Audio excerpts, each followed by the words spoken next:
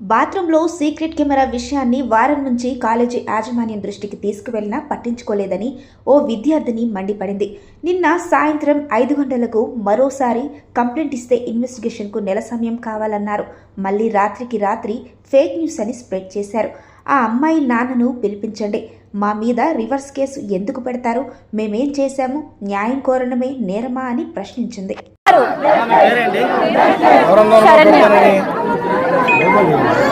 Management ఏం చేస్తుంది? మేము నిన్న 5 గంటలకి కంప్లైంట్ ఇస్తే కానీ ఇంకా మాకు తెలియదు అంటున్నారు. ఏం తెలియదు, రాత్రికి ఎలా ప్రూవ్ చేస్తారండి ఫేక్ న్యూస్ అని? రాత్రి నిన్న 1 మంత్ అడిగారు ఇన్వెస్టిగేషన్ కి, మరి రాత్రి ఫేక్ న్యూస్ ఎలా ప్రూవ్ చేస్తారు?